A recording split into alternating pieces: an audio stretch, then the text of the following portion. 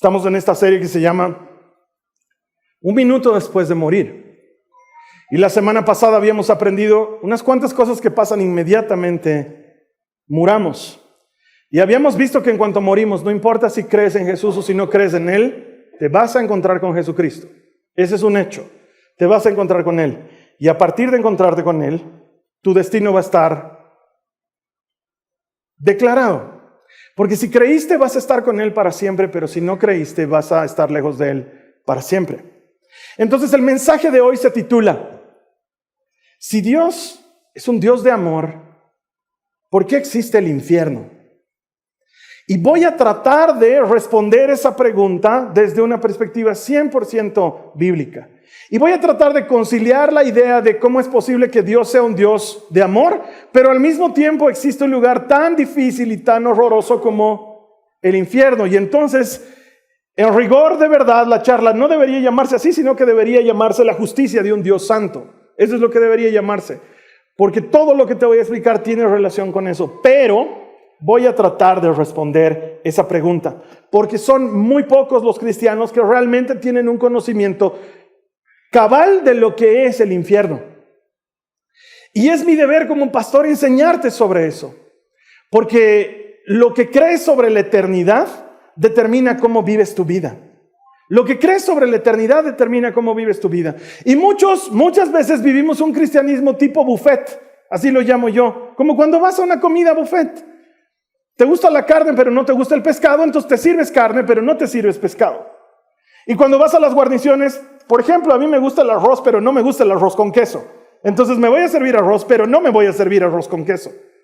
Y voy a empezar a llenar mi plato de las cosas que me gustan, pero voy a dejar afuera las que no me gustan. Y a veces el cristianismo es así porque tomo la salvación y la gracia y a un Dios que responde oraciones, pero dejo por fuera el perdón y dejo por fuera el infierno o dejo por fuera Apocalipsis porque son temas de los que no me gusta hablar. Y no me doy cuenta que la vida en la fe no puede prescindir de unas cosas y tener otras. Que si voy a creer en Jesús o voy a creer en todo, no voy a creer en Jesús, porque obediencia a medias en realidad es desobediencia. Entonces hablar del infierno, claro que es importante, y voy a tratar de responder una pregunta difícil: ¿por qué existe el infierno si Dios es un Dios de amor? He hecho salir a los niños porque sé que este es un tema que puede ser sensible para muchos. A mí me pasó cuando tenía más o menos 10 años, yo estudiaba en un colegio católico y una de las monjitas que nos daba clases se le ocurrió que era buena idea enseñarnos a rezar el rosario. Pero ¿cómo le ibas a encajar rosarios a los chicos de 10 años? Era bien complicado. Entonces la monjita fue muy astuta y consiguió rosarios que tenían colores de equipos de fútbol. Había rosarios que tenían la pita negra y las cuentitas amarillas. Había rosarios que tenían las cuentitas rojas y la pitita azul. O rosarios que tenían la pitita blanca y las cuentitas verdes. Y así había un rosario hermoso que tenía las cuentitas celestes y la pitita celeste y hacía contraste, y el crucifijo era celeste, y entonces caí rendido ante ese maravilloso color celestial y recibí mi rosario. Y la monjita, después de haber cumplido con su trabajo, muy feliz nos dijo: estoy tan feliz de haberles entregado rosarios, porque ahora les voy a enseñar a rezar el rosario. Y ustedes van a poderlo rezar por su cuenta, en su casa, sobre todo en las noches, sobre todo antes de dormir, porque rezar el rosario antes de dormir te va a ayudar a nunca irte al infierno. Y yo tenía 10 años y para mí infierno sonó infierno, infierno, infierno, infierno. Una de las cosas a las que más le temía cuando no conocía a Jesús era la muerte. Yo tenía terror de la muerte. Entonces llegaba la noche y yo agarraba mi rosario y empezaba a rezar el rosario. Hermanos, he rezado todo lo que podía rezar del rosario. Los misterios dolorosos y los misterios gozosos y los escandalosos y los misterios... Todos. Porque no quería irme al infierno. Porque aunque no sabía qué era, sí sabía que no quería estar en ese lugar. Muchos de nosotros no entendemos el infierno porque la iglesia no habla claramente al respecto. De hecho, 7 de cada 10 personas creen en el cielo. 7 de cada 10 personas creen en el cielo. Pero solamente 4 de cada 10 creen que los malos irán al infierno. ¿Y el resto dónde va? Esa es una cosa muy importante de responder. Porque la Biblia es clara. Acompáñame en tu Biblia, por favor, a Mateo en el capítulo 7, los versos 13 al 14. Dice: solo pueden entrar en el reino a través de la puerta angosta. La carretera al infierno es amplia y la puerta es ancha para los ¿cuántos? Muchos que escogen ese camino. Dice que lo escogen, no que les toca, que lo escogen. Sin embargo, la puerta de acceso a la vida es muy angosta y el camino es difícil y son solo unos pocos los que alguna vez lo encuentran. Ni siquiera es que lo escogen, lo encuentran. La estrategia del enemigo durante todo el tiempo de la historia de la humanidad ha consistido en convencer al hombre de que el infierno no existe.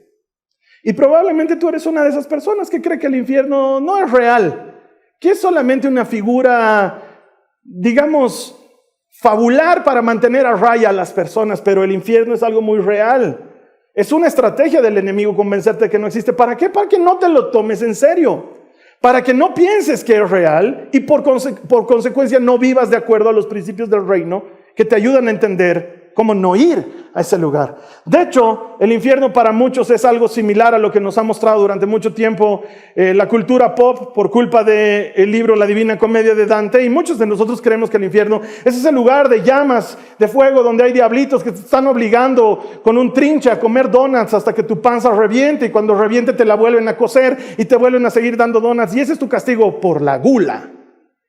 Y pensamos que el infierno es así. U otros tenemos una versión mucho más sexy del infierno, como la que ha presentado los Grammys este año, cuando ese, no sé decir si señor o señora, porque él mismo no sabe lo que es, Sam Smith ha presentado una performance en medio de los Grammys donde ha escenificado el infierno, y todo se veía muy sexy y muy tenebroso al mismo tiempo, y la gente decía: wow, qué hermosa representación del infierno, y eso denota que no tenemos ni la más pálida idea de lo que estamos hablando cuando nos referimos a ese lugar.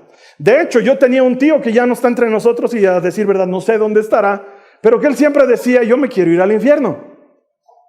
¿Cómo vas a decir eso? No, yo me quiero ir al infierno porque ahí van a estar mis hermanos, decía mi tío. Y es que los hermanos de mi mamá se juntaban cada fin de semana a beber y beber y beber. Eran como los peces en el río, beben y vuelven a beber. Y entonces cuando hablábamos de temas serios, mi tío decía: yo no pienso irme al cielo porque ahí voy a estar solo, en cambio si me voy al infierno van a estar mis hermanos y vamos a poder seguir tomando y divirtiéndonos, y eso denota que no tienes idea de lo que estás hablando cuando hablas del infierno. De hecho, uno de mis tíos, que él sí todavía está vivo, él me decía algo así como: para ir al cielo, ¿qué se necesita? Creer en Jesús, ¿no ve? Yo creo en Jesús, me decía. Entonces, ¿por qué tengo que privarme de mis traguitos y de mujeres? Yo soy feliz así, me gustan las mujeres, me gustan los tragos. He creído en Jesús, no me importa si no hay coronas, si yo estoy en el último, no me interesa. Mientras yo me vaya al cielo, es por creer en Jesús, ¿no ve? Pero había algo que mi tío no había considerado. Y es que si tú crees en Jesús, se nota que crees en Jesús. Porque si un árbol no da fruto, quiere decir que ese árbol está mal. Y hablar con tanta ligereza y pensar que creer en Jesús significa solamente haber hecho la oración de Jesús Salvador es no haber entendido lo que significa la eternidad. Y lo que crees de la eternidad determina cómo vives tu vida ahora. Por eso el enemigo quiere convencernos de que el infierno no es tan grave y no es tan serio, y nos lleva a vivir una vida egoísta donde estamos rendidos a los ídolos de la comodidad y de la buena imagen, y nos olvidamos que el reino de los cielos es un camino estrecho. Entonces, vamos a tratar de responder a la pregunta: si Dios es amor, ¿por qué existe el infierno? Número 1, el infierno existe para que Dios ejecute su justo juicio sobre Satanás. La primera razón por la cual el infierno es real es porque es la manera en la que Dios va a juzgar a Satanás. Mira lo que dice la palabra en Apocalipsis, en el capítulo 20, en el verso 10. Dice: después el diablo, que los había engañado, fue lanzado al lago de fuego que arde con azufre, donde ya estaban la bestia y el falso profeta. Allí serán atormentados día y noche por siempre jamás. La manera en la que Dios va a ejecutar su justo juicio sobre Satanás es en el infierno. Y Satanás no es el mamarracho de pijama de rojo que alguna vez hemos visto en la televisión.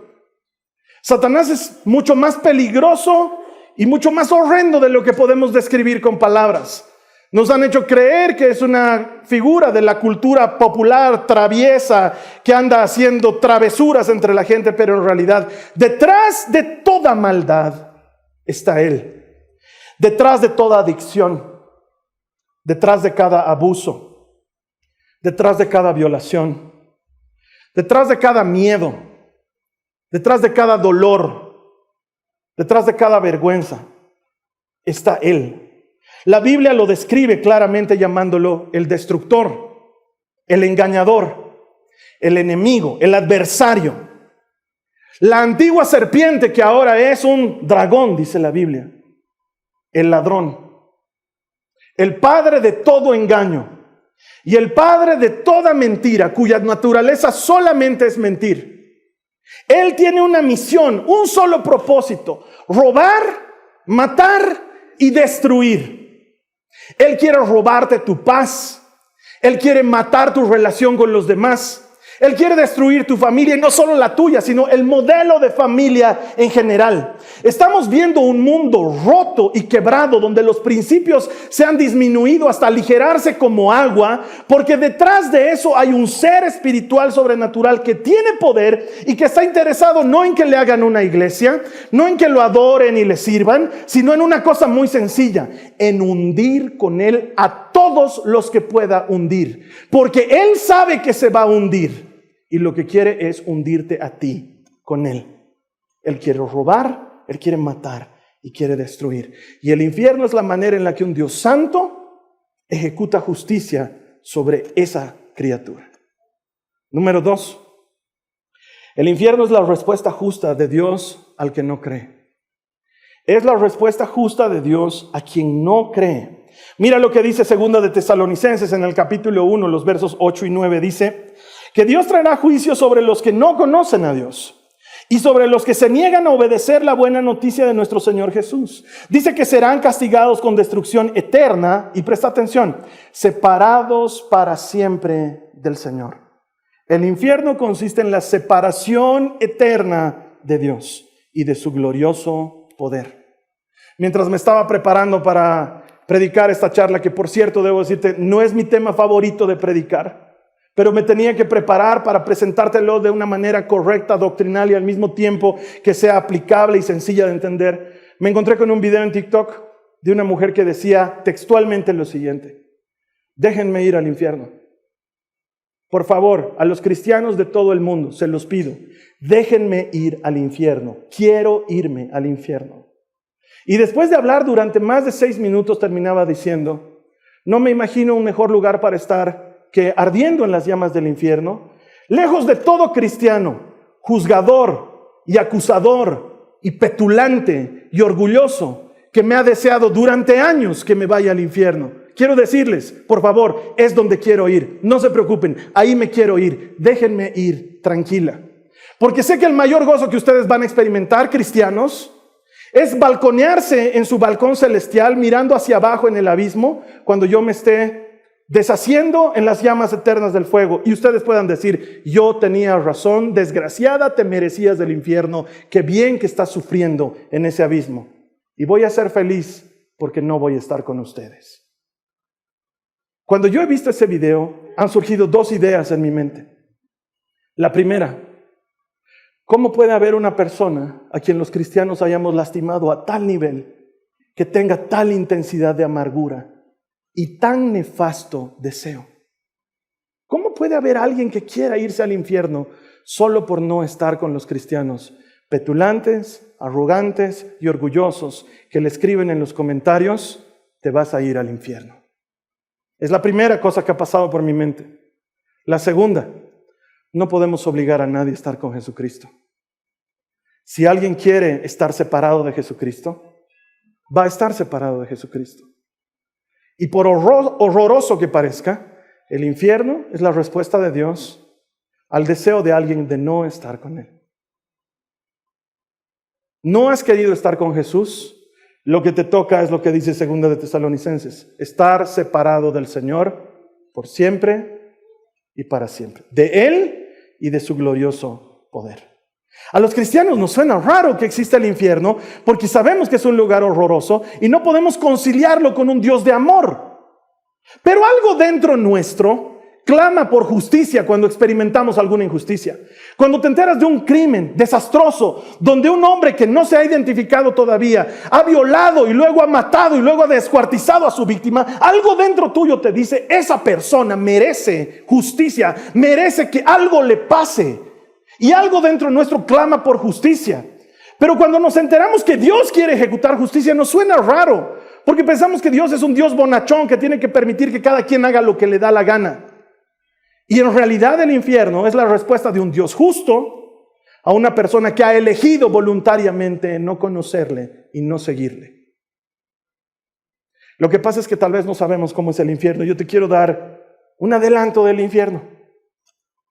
Jesús cuenta una parábola en Lucas, en el capítulo 16, donde nos deja ver un adelanto de lo que es el infierno. Acompáñame por favor en tu Biblia. Vamos a ir leyendo Lucas 16 desde el verso 19 hasta el final y lo vamos a ir desglosando por partes para que yo te interprete algunas cosas. Jesús dijo, había un hombre rico que se vestía con gran esplendor en púrpura y lino de la más alta calidad y vivía rodeado de lujos. Tirado a la puerta de su casa, había un hombre pobre llamado Lázaro, quien estaba cubierto de llagas. Mientras Lázaro estaba tendido, deseando comer las sobras de la mesa del hombre rico, los perros venían y le lamían las llagas abiertas. Aquí Jesús nos está presentando algo que probablemente para nosotros no adquiere la dimensión que adquiría para la gente que lo estaba escuchando en esa época.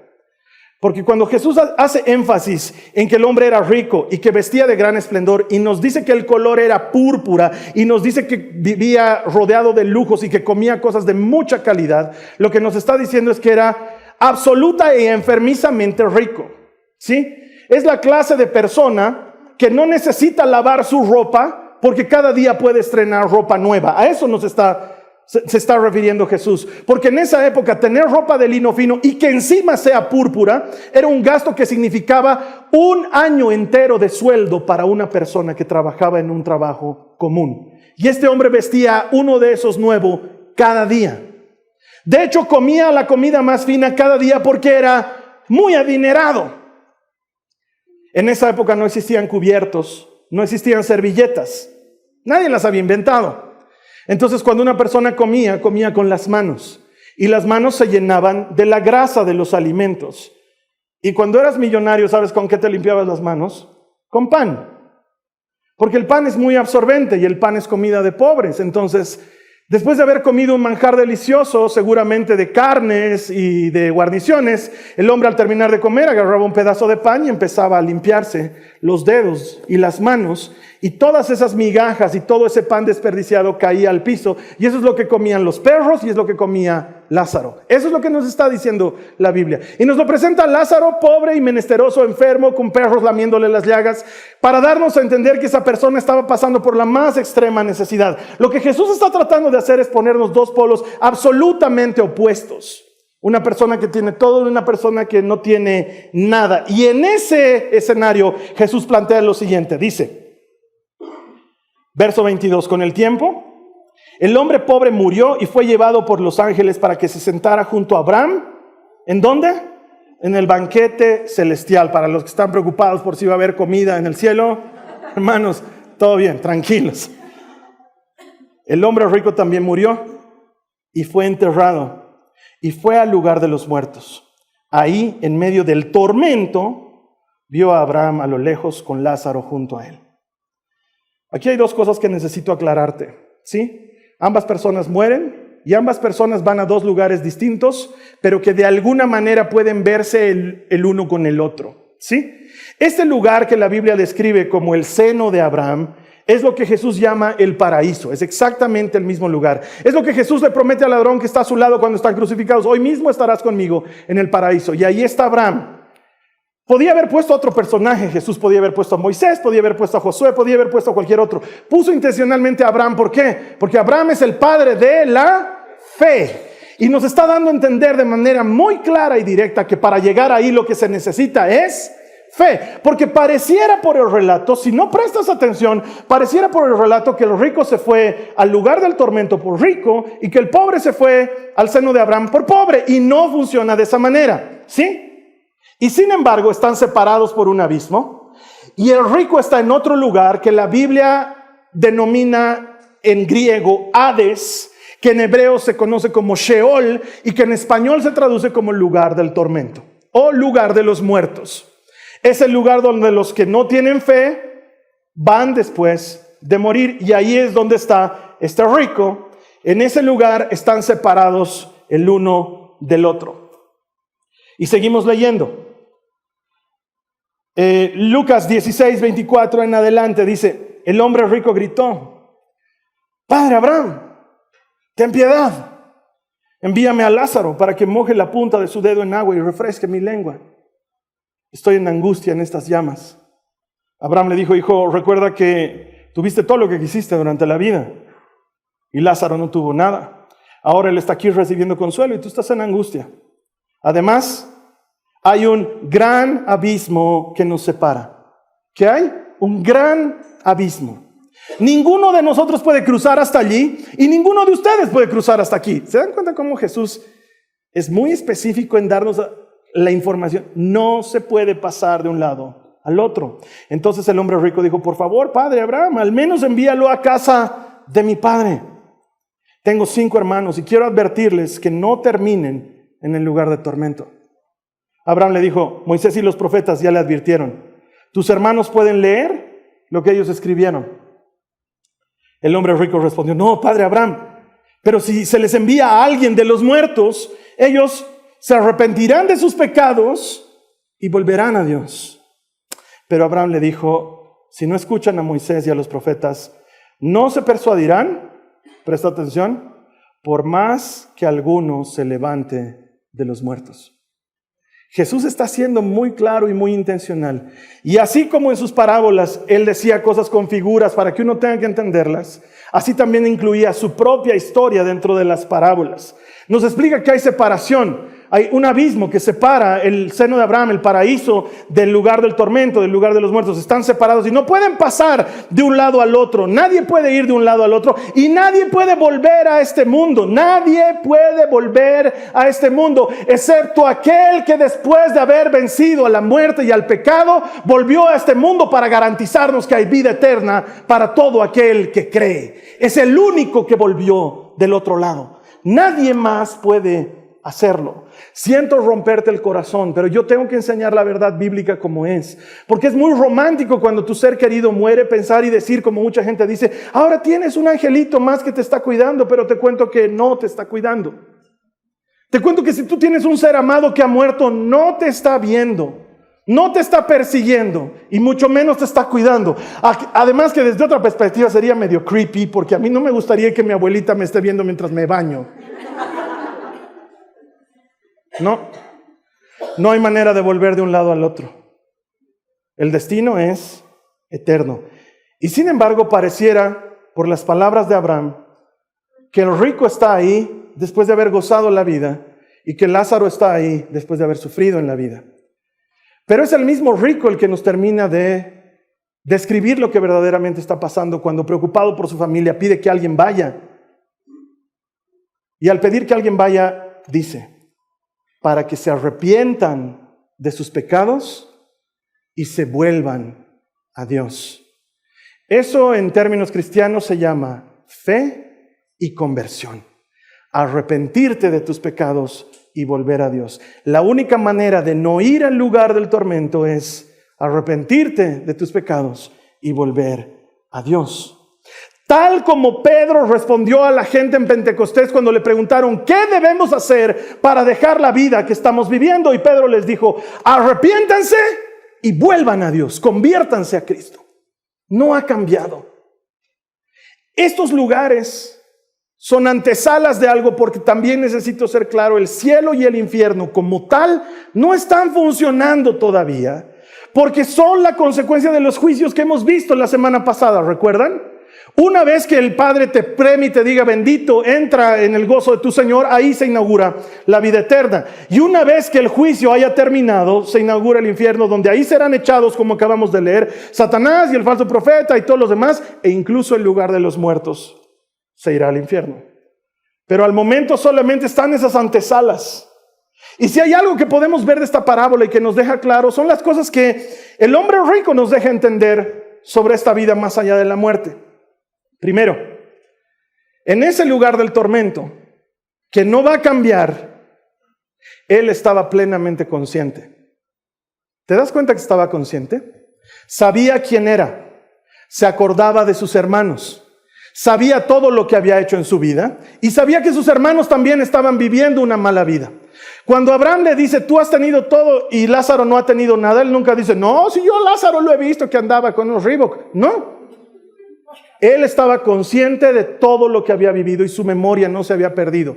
Eso nos da a nosotros, a ti y a mí, la certeza de que una vez que morimos, no vamos a dejar de saber quiénes somos y no vamos a olvidar a los nuestros. Y seguramente cuando nos veamos, nos vamos a reconocer, porque esto lo deja muy claro. Una segunda cosa que entendemos es que el destino de este hombre y el de Lázaro era permanente. Y no podía negociarlo, y no podía rogar al respecto, y no podía orar al respecto, y no podía hacer nada para que ese destino permanente cambie. Porque el lugar para que eso cambie, mi hermano, es esta vida. En esta vida tú decides si estás por Cristo o si estás contra Cristo. Porque no hay estás sin Cristo. O estás con Él o estás contra Él. Este es el único lugar donde puedes cambiar de decisión. Pero una vez que has pasado al otro lado, ya no hay cambio de decisión. La decisión es permanente. Por lo tanto, sabemos que no existe el purgatorio.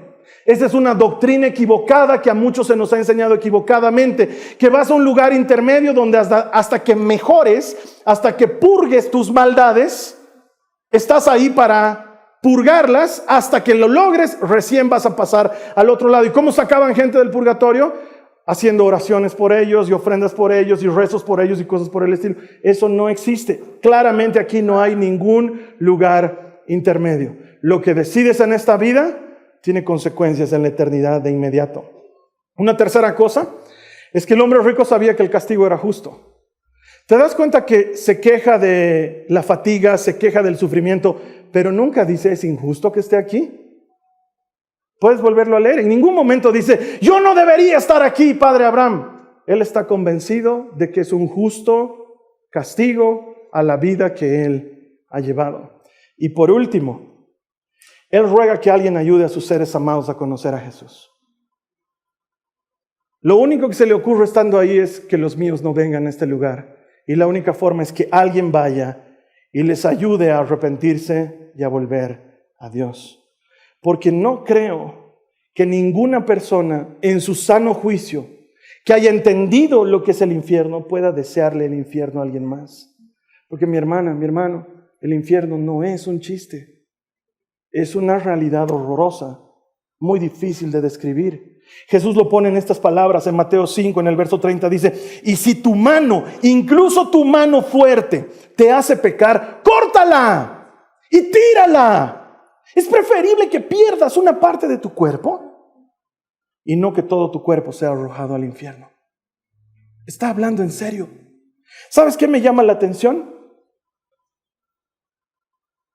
Que no se lo está diciendo a no creyentes.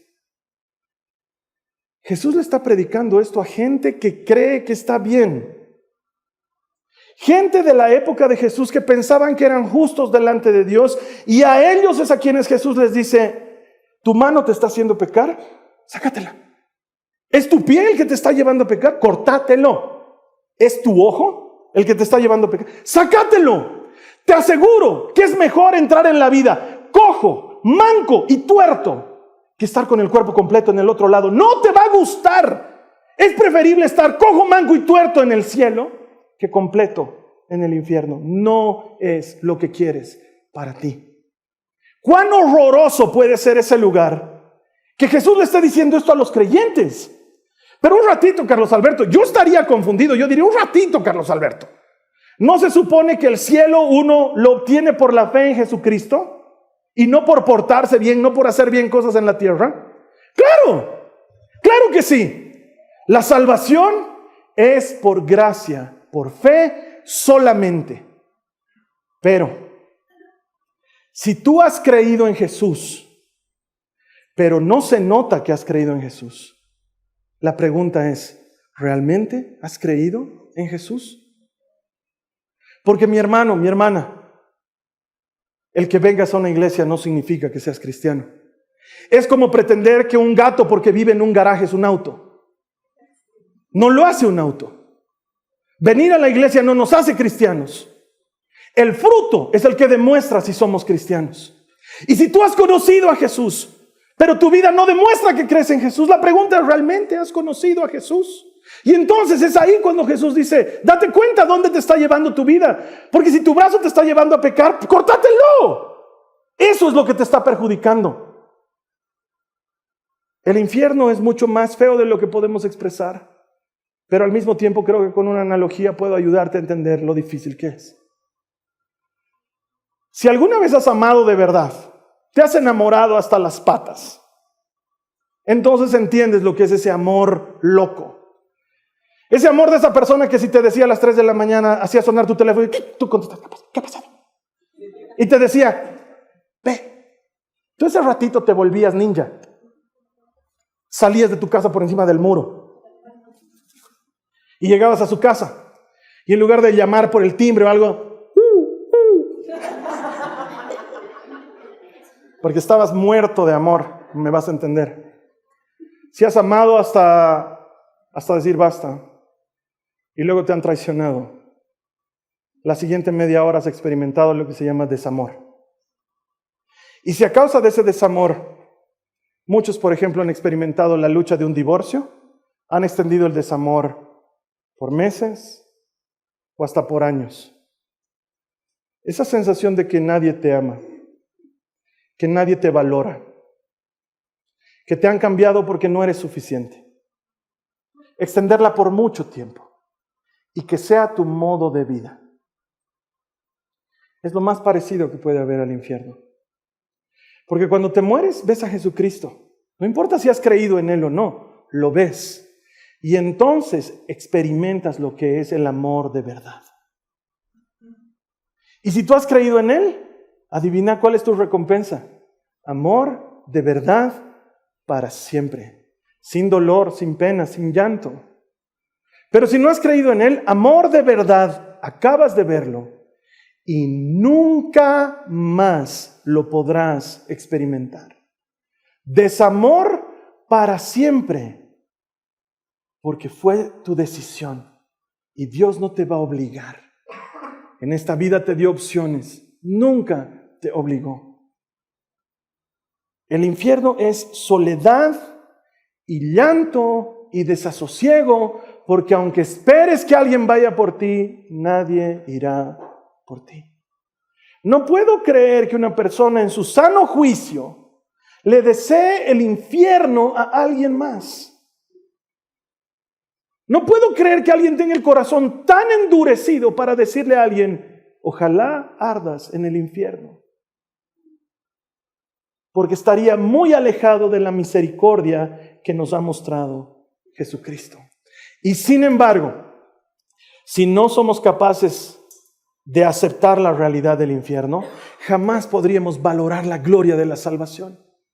Hasta que no hemos entendido la miseria del infierno, no aprendes a valorar lo maravilloso que es no ir ahí y la gloria que hay en la salvación. Porque tanto amó Dios al mundo que mandó a su único Hijo para que todo aquel que cree en Él no vaya a ese lugar.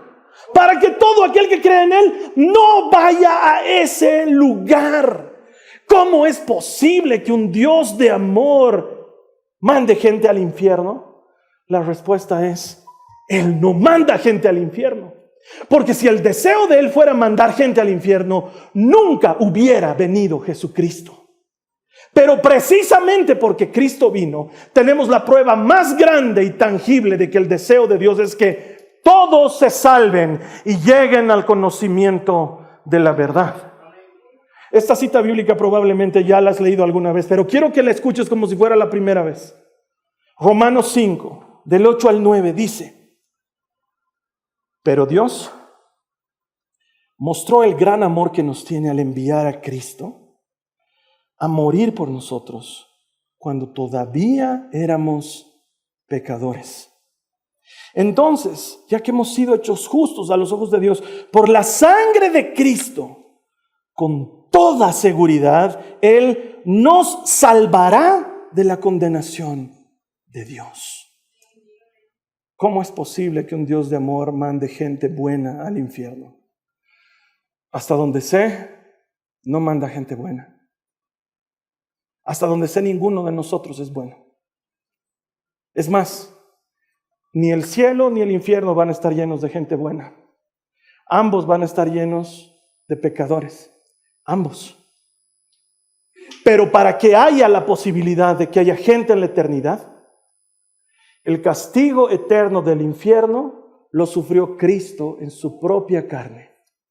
Cuando clavado en un madero, agonizante gritó: Padre, Padre, ¿por qué me has abandonado? Y mientras Él sufría en agonía, estaba comprándote a ti y a mí la entrada gratuita a un lugar al que nunca hubiéramos podido llegar, porque ni nuestra mano, ni nuestra pierna, ni nuestro ojo nos habilitan para eso, porque vamos detrás del pecado todo el tiempo. Pero tanto amó Dios al mundo, que mandó a su único Hijo, para que todo aquel que crea en Él, quienes creen en Él, tenga vida eterna. El enemigo ha venido a robar, a matar y a destruir. Pero yo he venido a que tengan vida y que la tengan en abundancia.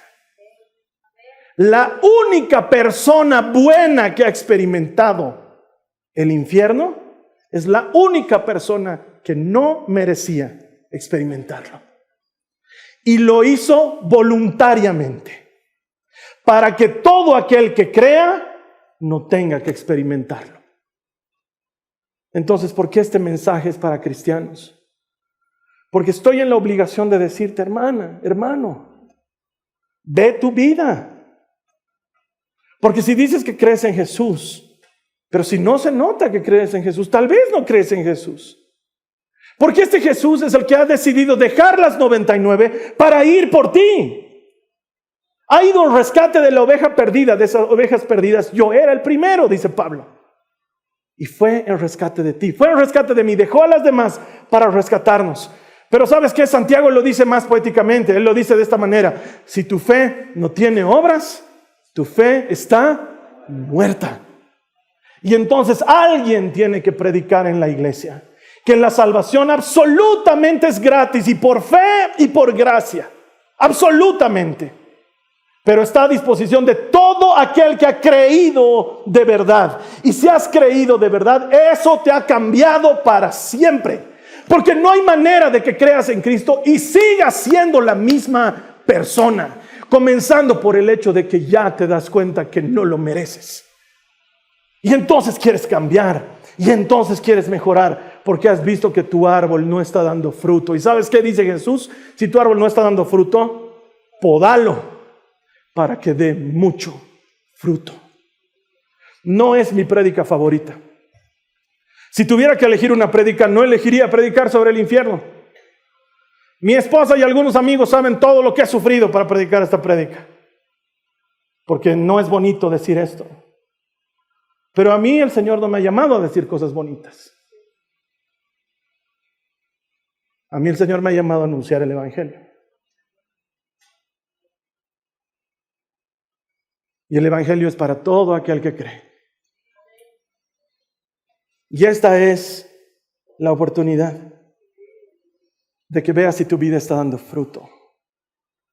Y si no está dando fruto, tengo una buena noticia para ti. Estás vivo todavía.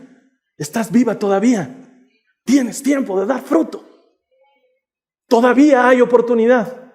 Porque mientras hay vida, hay esperanza. Vamos a cerrar nuestros ojos para orar.